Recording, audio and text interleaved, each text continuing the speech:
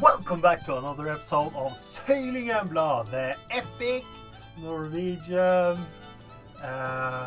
space odyssey. Yeah, that's right. I know it may not look that techy, this boat, but looks can be deceiving. Now this week, pretty much the same as last week, I've been working. I actually just got down to the boat again after the last shift. But this week I had a chance to go on a little hike to an epic cool place here in Rogaland. And it's up in the mountains, so you couldn't sail there anyway. So it had to be a road trip. But first things first, when I got down to the boat today, I saw something. I just jumped off the train and walked down here to the guest harbor.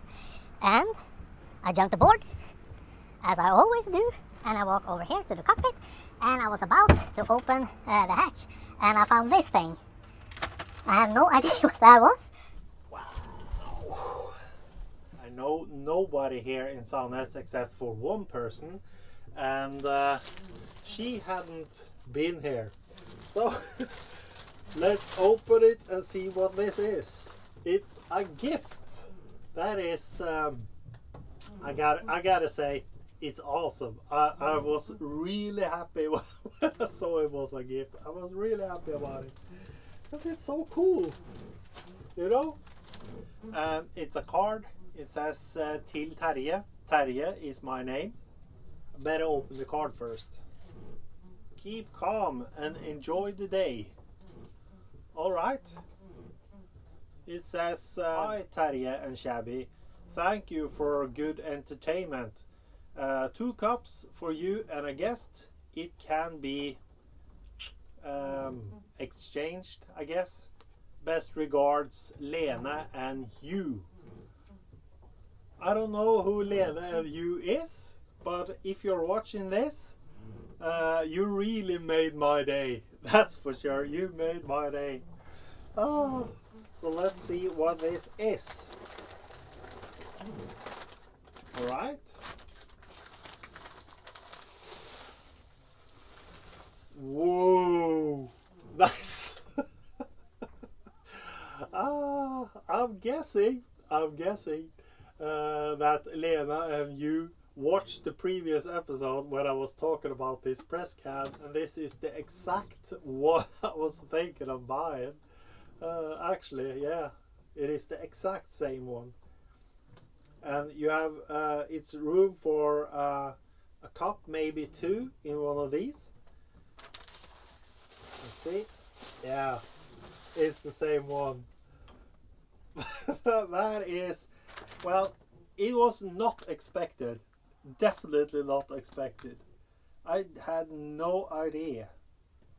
So this is a surprise, and it's a great surprise. Like I said, it made my day.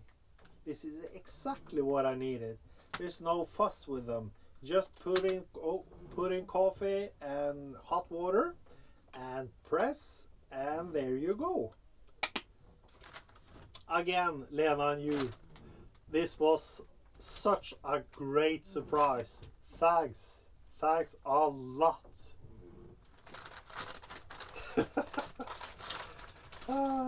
It's a great day today. It truly is a great day today. But there's one more thing we gotta do now. Since I got this baby, this puppy, this bad boy, we need to break it in.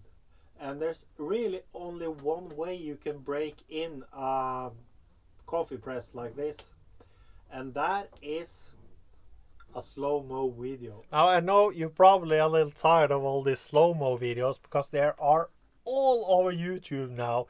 It's the thing, but I gotta have one, so please give me one. All right? Yeah, thank you. And I promise I'll keep the coffee making slow-mo down to a bare minimum in the future.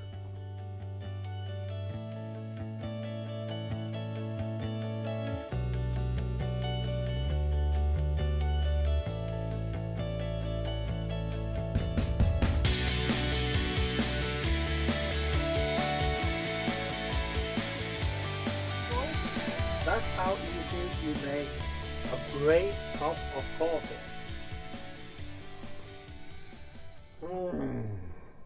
That's different. That's something else. Well, I gotta say one more thing about this thing.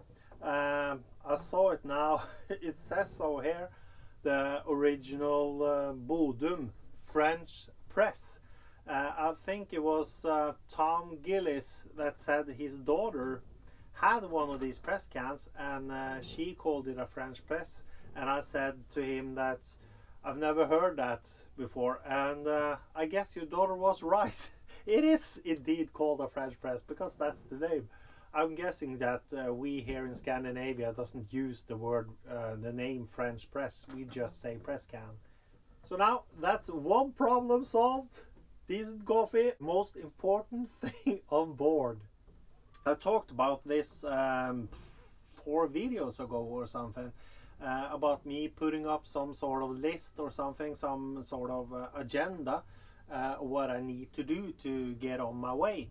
And one of you guys even commented on it that I need some form of... Sorry. My tongue isn't as fast as my brain sometimes. Or maybe it's my brain that isn't as fast as my tongue. That would be a bad thing if it is that. Now I'm rambling again. Well, one of you guys said something about that, I probably need some form of structure, and I could show you guys how I think. So that's what I'm going to do now. Now this here is my list, and as you can see, I have even written goals on this thing, and it's all numbered 1 to the number 4 is here. Of course that was planned. It had nothing to do about not having any space here. Well, anyway, this is how it works. This is the number 1 problem I have, which is of course the budget.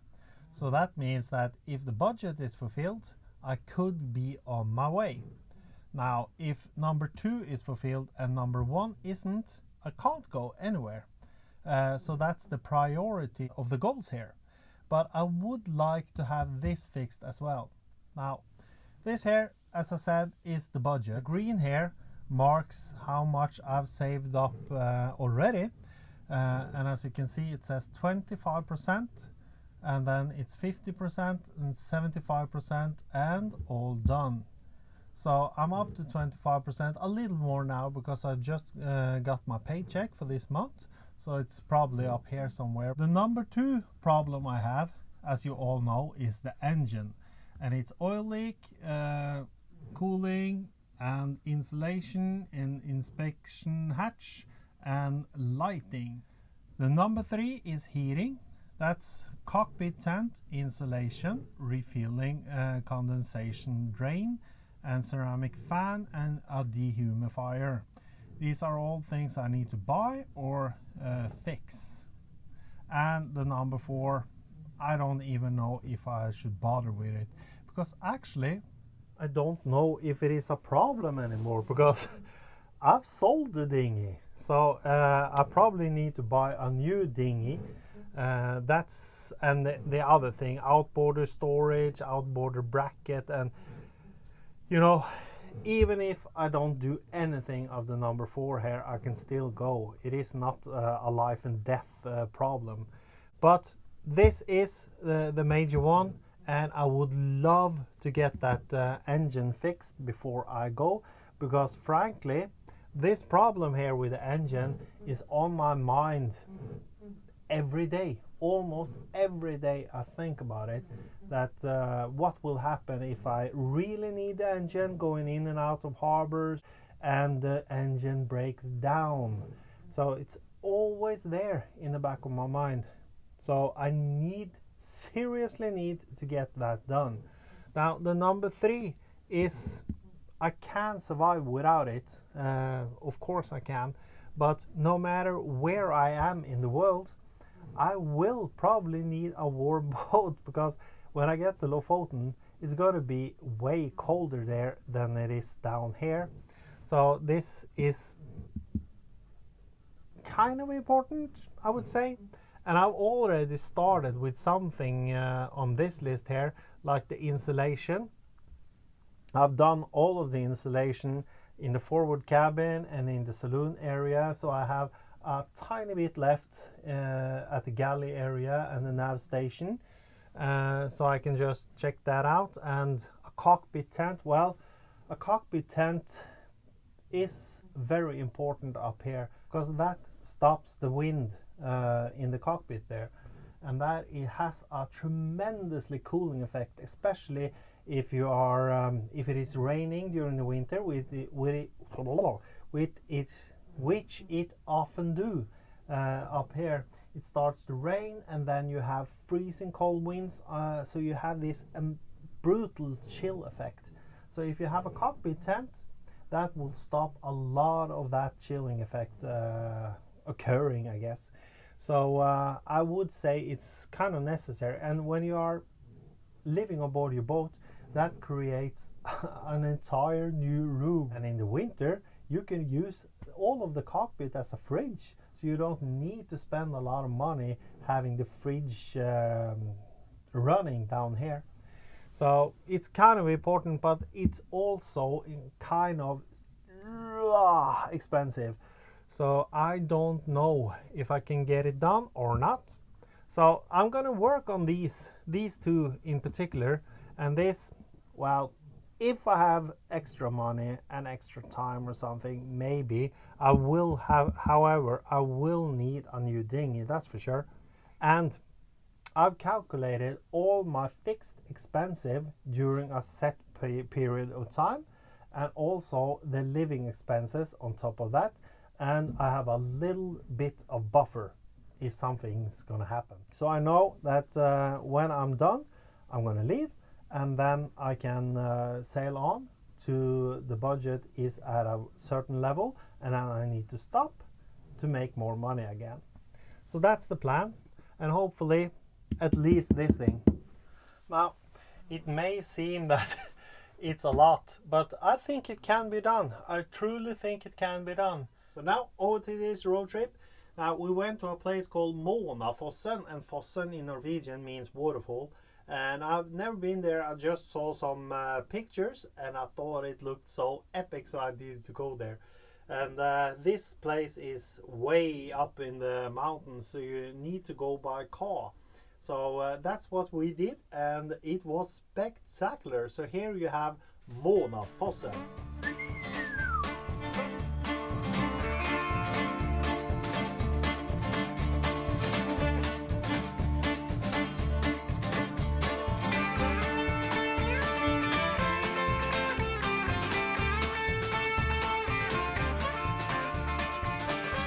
Now today we are heading up this trail here. And this trail leads us to the famous Manafossen. And you have to climb using the chain again, because it's quite steep.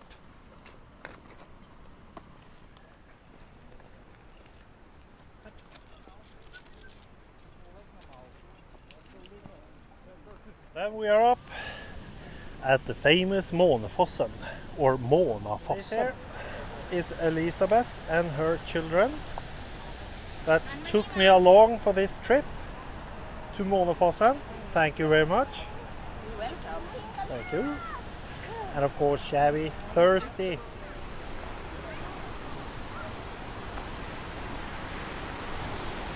And it looks like Norwegians really like these drops, because there are no guardrails, no nothing, just a drop 100 meters or so.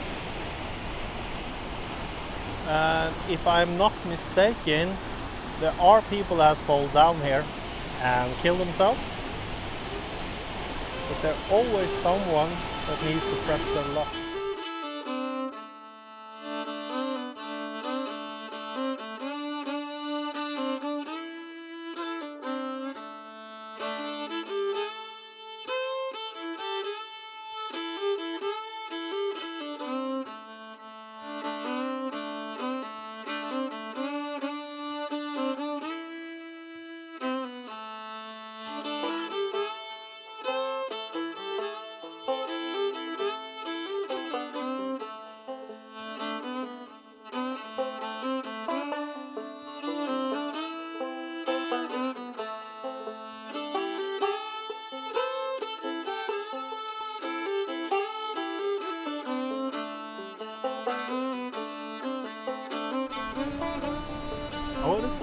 these places.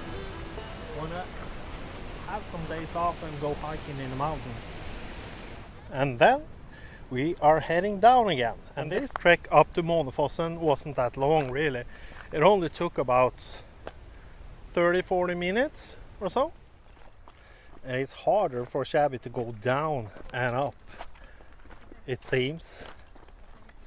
So I hope you enjoyed this week's video with a lot of ramblings and a little road trip. And again, thanks a million to Lena and you for this present or gift. It really awesomely, it just made my day. And to your honor, I'm gonna keep the card and I'm gonna have it here on my wall of fame. I've just invented it right now. But I think it was so cool, so I'm gonna stick you guys here somewhere. I'm guessing right here. That would be cool. So here we are. Thanks again. And I guess that's all we have time for this week. And until next time, you take care and I will see you there. Hello.